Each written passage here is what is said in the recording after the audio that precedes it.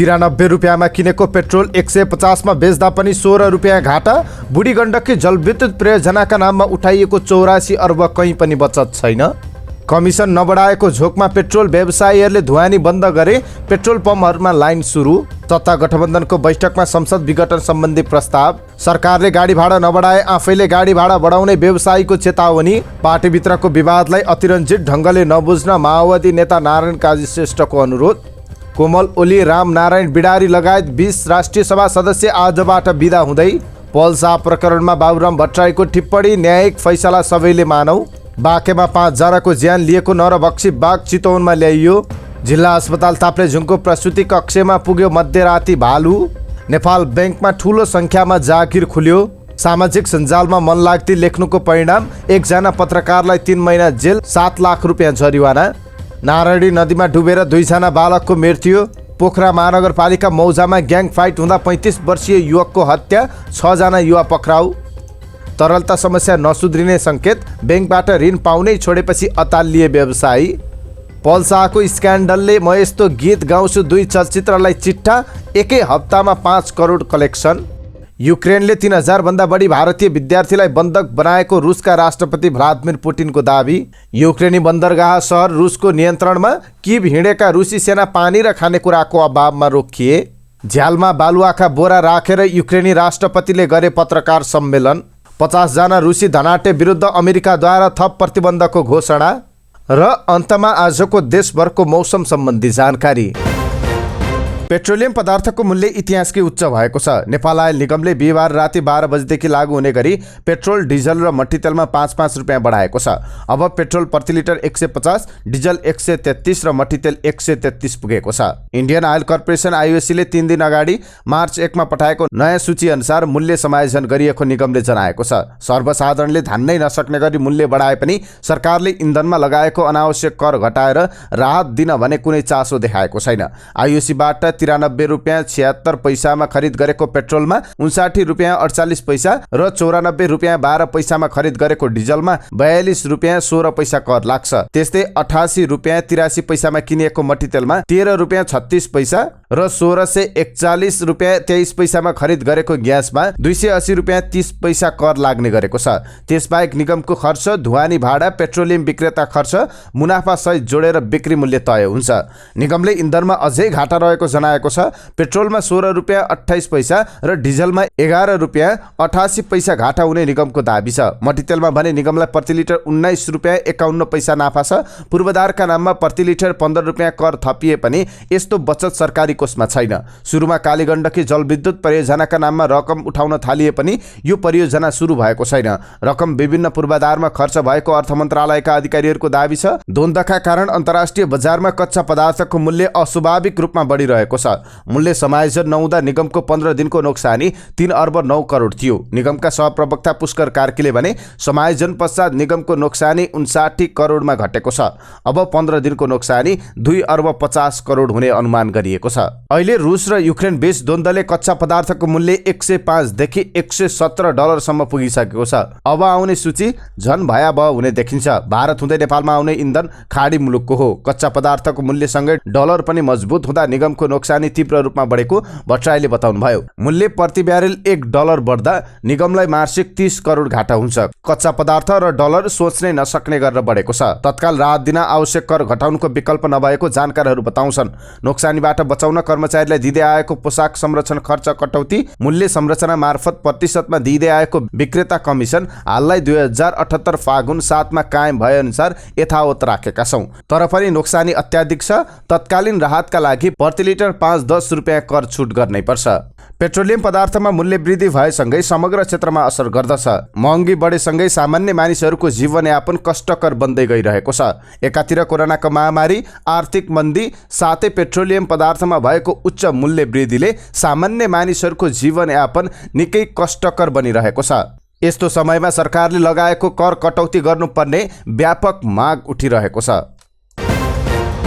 इन्धन बिक्री गरे बापत विक्रेताले पाउने कमिसन वृद्धि नगरेको झोकमा पेट्रोलियम व्यवसायीहरूले अत्यावश्यक वस्तुको रूपमा रहेको इन्धन ढुवानी बन्द गरेका छन्। नेपाल आयल निगमले बिहिबार रातिबाट इन्धनको मूल्य बढाए पनि प्रतिशतमा विक्रेतालाई दिँदै आएको कमिसन पुरानै यथावत राख्ने निर्णय गरेपछि व्यवसायीहरूले देशभर नै इन्धन ढुवानी बन्द गरेका छन्। विक्रेता कमिसन यथावत राखेको भन्दै निजी पम्पहरूले तेल उठाएका छैनन्। अहिलेसम्मको अवस्थामा सेना प्रहरी, सशस्त्र प्रहरी र साझा पेट्रोल पम्पले मात्रै इन्धन लोड गरेका छन्। खानकोट डिपो प्रमुख शैलेन्द्र भुषालले भन्नुभयो, निजी पम्पहरूको ट्याङ्कर आए पनि इन्धन लोड गरेका छैनन्। व्यवसायीहरूले देशभर तेल उठाएका छैनन्। पेट्रोलियम डिलर एसोसिएसनका अध्यक्ष लीलेन्द्र प्रसादले देशभरका प्रोडक्ट डेलिभरी अर्डर पिडिओ जारी नभएको पुष्टि गरे। निगमका निमित्त नायब कार्यकारी निर्देशक नगेन्द्र शाहका अनुसार विक्रेताहरूले मूल्य वृद्धिको आधारमा प्रति लिटर 3.4% कमिसन पाउँदै आएका थिए।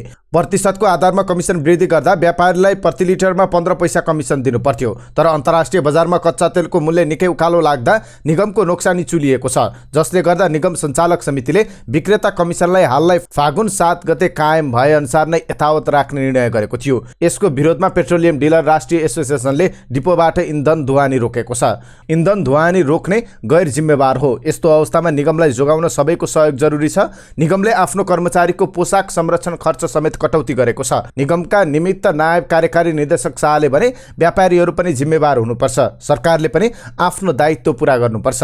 व्यवसायीहरूले इन्धन ढुवानी नगरे अन्य विकल्प प्रयोग गरेर भए पनि आपूर्ति सहज बनाउने निगमले जनाएको छ। पेट्रोलियम पदार्थको ढुवानीमा अवरोध भएसँगै पम्पहरूमा सर्वसाधारणको लाइन देखिन थालेको छ।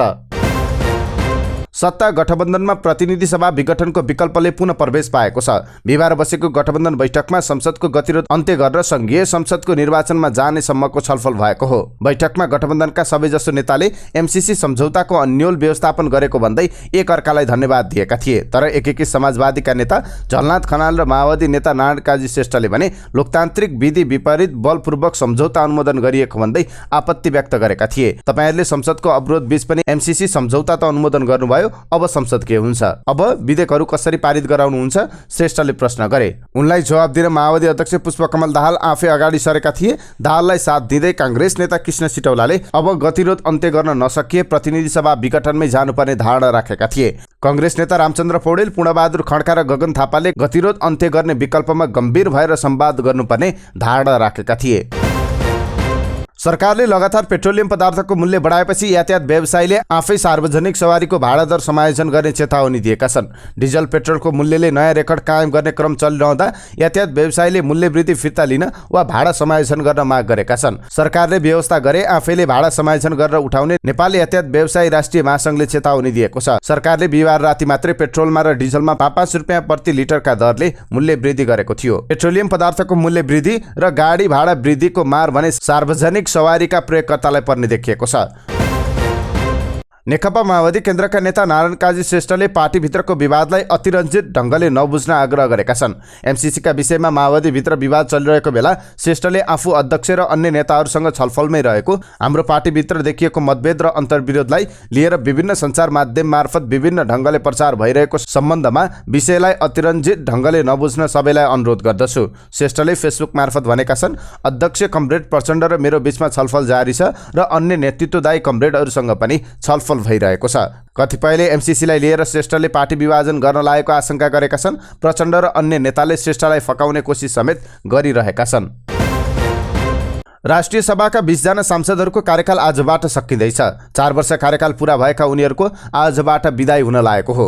कार्यकाल सकिने सांसदहरूमा एमालेका 8, नेकपा एकीकृत समाजवादीका 4 रहेका छन्। त्यसैगरी माओवादीका 4 तथा नेपाली कांग्रेसका 3 जना सांसद रहेका छन्। अगम प्रसाद राई, कोविता बोगटी, कोमल ओली, चन्द्रप्रकाश स्नाई, नयनकला ओझा, परशुराम मेगी गुरुङ, लाम लखन चमार, सुमनराज प्याकुरेल, उदय शर्मा पौडेल, ठगेन्द्र प्रसाद पुरी, शान्ति कुमारी अधिकारी जीसी, शेरबहादुर कुँवर, खिमबहादुर विक, जीवन बुढा, दीनानाथ शर्मा, शशिकला दाहाल, दीर्घनारायण पाण्डे, तारादेवी भट्ट र राधेश्याम अधिकारीको आजबाट राष्ट्रिय सभा सदस्यको पद सकिएको छ। त्यस्तै मनोनीततर्फ राम नारायण बिडारीको पनि पदावधि सकिएको छ। पूर्व प्रधानमन्त्री डाक्टर बाबुराम भट्टराईले पल्सा प्रकरणबारे टिप्पणी गर्दै न्यायिक फैसला सबैले मान्नुपर्ने बताएका छन्।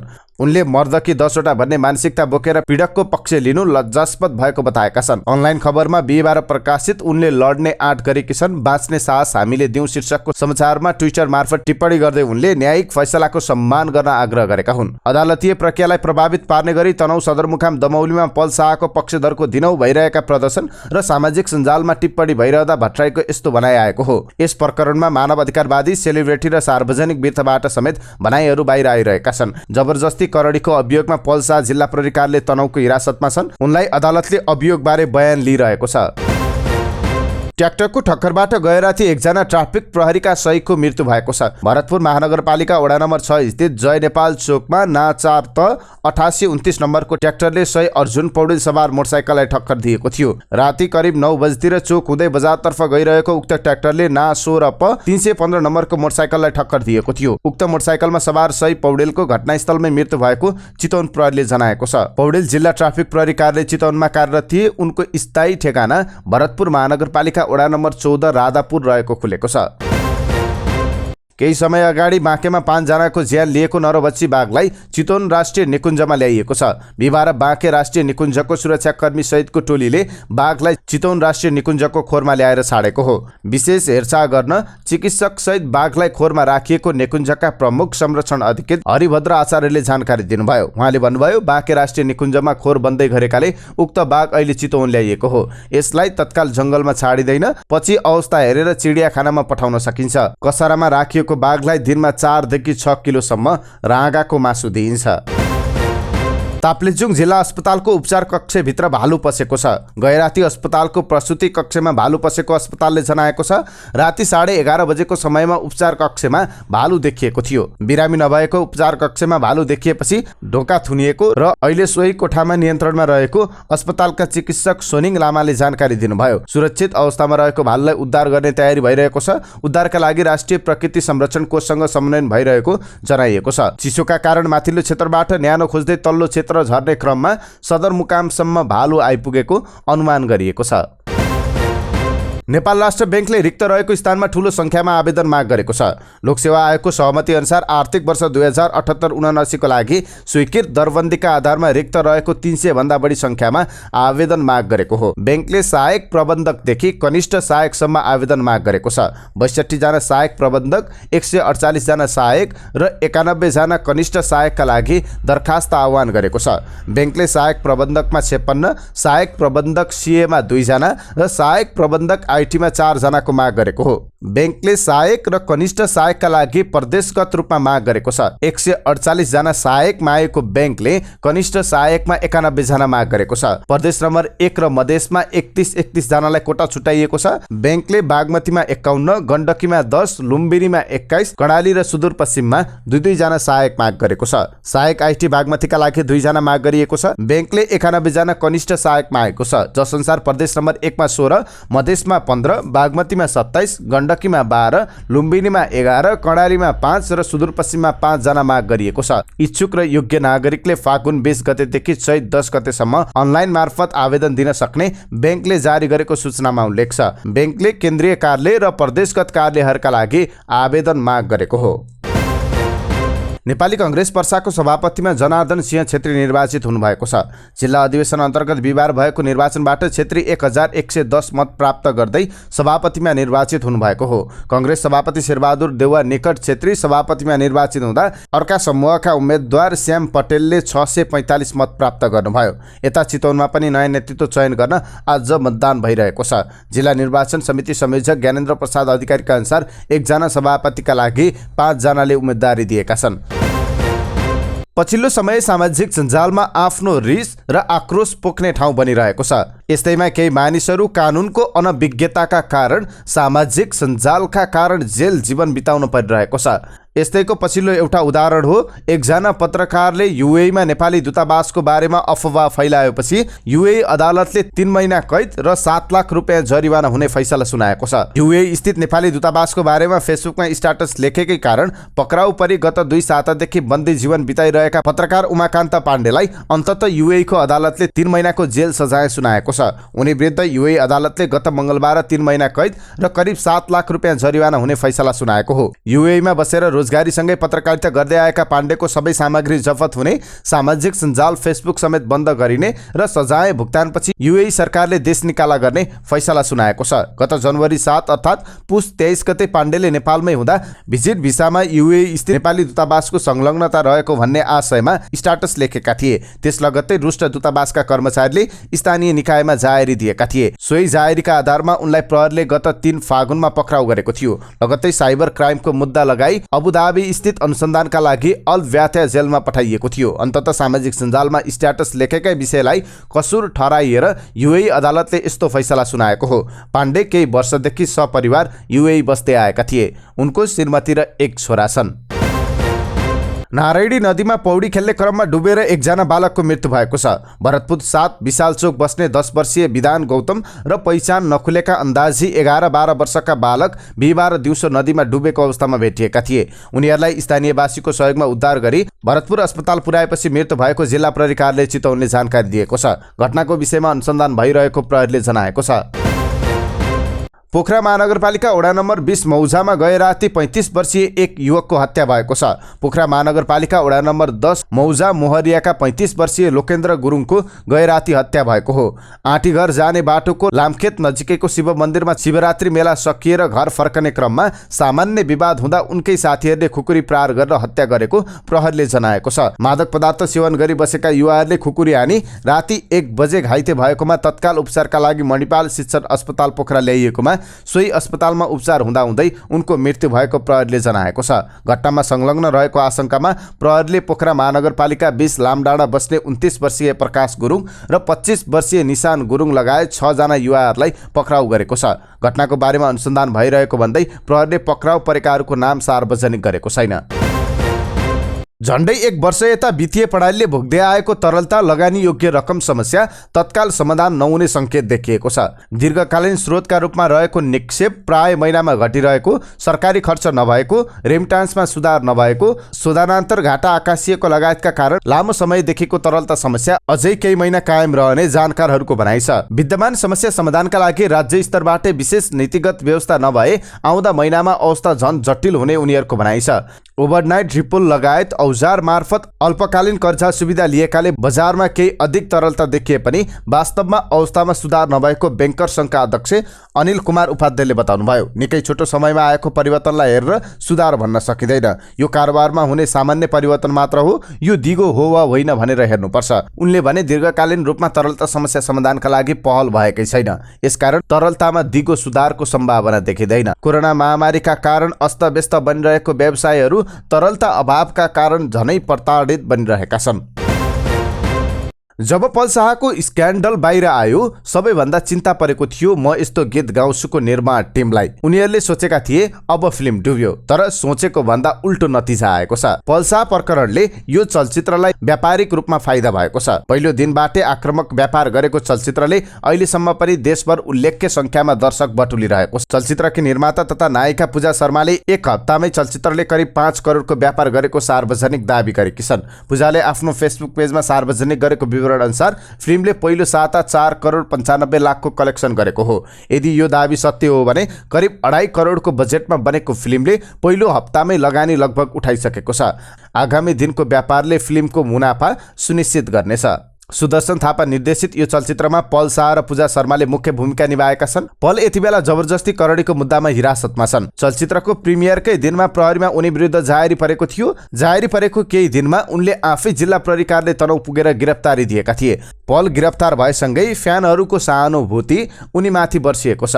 यसको फाइदा म यस्तो गीत गाउँछुलाई भएको हो। पल पक्राउ प्रकरणका कारण फिल्मले सेल्फ पब्लिसिटी समेत पाएको छ। नायिका पूजा शर्मा विभिन्न हलमा पुगेर पललाई सम्झिँदै रुने कराउने गरिरहेकी छन्। www.nepalpress.com बाट यो खबर लिएका छौँ। राष्ट्रिय मानवाधिकार आयोग र राष्ट्रिय महिला आयोगले पल्सा प्रकरण र पछिल्लो घटनाक्रममा आफ्नो ध्यानाकर्षण भएको भन्दै धारणा सार्वजनिक गरेको छ। दुवैले अनुसन्धान प्रक्रिया प्रभावित पार्ने गरी भइरहेका गतिविधिप्रति ध्यानाकर्षण जनाएका हुन्। मानवाधिकार आयोगले फौजदारी न्यायको सिद्धान्त अनुरूप गोप्य, निष्पक्ष, स्वतन्त्र तथा भयरहित वातावरणमा अनुसन्धान गर्नुपर्नेमा जोड दिएको छ। अनुसन्धान प्रक्रिया चलिरहँदा आरोपका पक्ष र विपक्षमा प्रदर्शन गर्ने, अभिव्यक्ति दिने र प्रसारबाजी गर्नेले आरोपित र पीडित दुवै पक्षको गोपनीयता र मर्यादामा आँच पुग्ने भन्दै मानव अधिकार आयोगले प्रहरीले अनुसन्धान गरिरहेको अवस्थामा विभिन्न सञ्चार माध्यम, सामाजिक सञ्जालमा आरोपका पक्ष र विपक्षमा भइरहेका प्रसारबाजी, प्रदर्शन तथा सार्वजनिक अभिव्यक्तिप्रति ध्यानाकर्षण भएको जनाउँदै स्वतन्त्र अनुसन्धान प्रक्रियालाई सघाउन आग्रह गरेको छ। त्यस्तै राष्ट्रिय महिला आयोगले घटनाको सत्य तथ्य छानबिन गरेर पीडितलाई न्याय दिलाउनका लागि सम्बन्धित निकायको ध्यानाकर्षण गराएको छ। जिम्मेवार निकायबाट अनुसन्धान भइरहेको अवस्थामा पीडितमाथि मानसिक हिंसा र दबाव सिर्जना गर्ने कार्य भइरहेको भन्दै यस्ता कार्य कानुन विपरीत हुने पस्टाएको छ। जिल्ला प्रहरी कार्यालय तनहुँ बाहिर प्रतिवादीको तर्फबाट हुल उज्जत गरी स्वच्छ तथा निष्पक्ष अनुसन्धानलाई नै प्रभावित गर्ने राष्ट्रको फौजदारी कानुनले अपराधीकरण गरेको विषयमा प्रस्तुत मुद्दाको पीडित नाबालिकाको चरित्रसँग जोडेर अनावश्यक बहस चलाउने, सञ्चार माध्यम तथा सामाजिक सञ्जालमा पीडितलाई झनै पीडा दिने कार्य भइरहेकोमा महिला आयोगले आपत्ति जनाएको छ। यो सँगै पछिल्लो समय यी कार्यहरूमा व्यापक जनविरोध भइरहेको छ। रुसी राष्ट्रपति भ्लादिमिर पुटिनले बिहिबार साँझ बोल्दै खार्किभको एउटा रेल स्टेसनमा ठूलो संख्यामा भारतीय विद्यार्थीलाई बन्धक बनाइएको बताएका छन्। भारतले युक्रेनी शहर खार्किभबाट भारतीय विद्यार्थीलाई निकाल्ने योजनामा बुधबार अवरोध पुगेको बताएपछि पुटिनको यस्तो भनाइ आएको हो। छोटो युद्धविरामपछि खार्किभमा बुधबार पुनः युद्ध सुरु भएसँगै उद्धार अभियान ठप्प भएको छ। पुटिनले रुसी सुरक्षा परिषदलाई सम्बोधन गर्दै भने उनीहरूले युक्रेनमा अध्ययन गर्ने ती हजारौं विदेशी विद्यार्थीलाई बन्धक बनाइरहेका छन्। खार्किभको रेल स्टेसनमा 3179 भारतीय विद्यार्थीलाई बन्धक बनाइएको छ। उनीहरू अझै त्यहाँ छन्। अधिकांश त्यहाँ छन् भने 576 सीमामा छन्। यी नवनाजीहरूले खार्किभ छोड्न चाहने चिनिया नागरिकहरूमा गोलीबारी गरिरहेका छन्। 2 जना घाइते भएका छन्। युक्रेनी सुरक्षा बलले हजारौं विदेशी नागरिकलाई खार्किभ छड्नबाट रोकेको पुटिनले बताएका छन्। पुटिनले युक्रेनी सेनाले उनीहरूलाई बन्दी बनाएको बताएका छन्। बुधबार राष्ट्रपति पुटिनले प्रधानमन्त्री नरेन्द्र मोदीसँग फोनमा कुराकानी गरेका थिए। दुई नेताबीच खार्किभको अवस्थाबारे पनि छलफल भएको थियो। रुसले यो शहरमा सैन्य कारबाही गरिरहेको छ। खार्किभमा ठूलो संख्यामा चिनिया, भारतीय र अफ्रिकी विद्यार्थीहरू बस्छन्। युक्रेनी अधिकारीहरूले बिहिबार अबेर विदेशी नागरिकहरूलाई बाहिर निकाल्न एक सुरक्षित मार्गलाई लिएर रुससँग सहमति भएको जनाएको थियो। यस्तै रुस र युक्रेन बीच बेलारुसमा भएको दोस्रो चरणको वार्ता पनि नतिजाविहीन रहेको छ। युक्रेनका राष्ट्रपति सल्लाहकार मिखाइलो पोडोलिकले सामाजिक सञ्जालमा गरेको पोस्टमा लेखेका छन्, दोस्रो चरणको वार्ता सकिएको छ। दुर्भाग्यवश जुन नतिजा आउनुपर्ने थियो त्यो हासिल हुन सकेको छैन। विदेशीलाई सुरक्षित बाहिर निकाल्न एक सुरक्षित मार्ग तयार गर्ने सहमति भएको छ। तर बिहिबार भारतको विदेश मन्त्रालयले युक्रेनमा भारतीय विद्यार्थीलाई बन्धक बनाएको कुराको खण्डन गरेको थियो। युक्रेनमा कुनै भारतीय विद्यार्थीलाई बन्धक बनाएको जस्तो अवस्थाको कुनै समाचार नरहेको उल्लेख गरेको छ।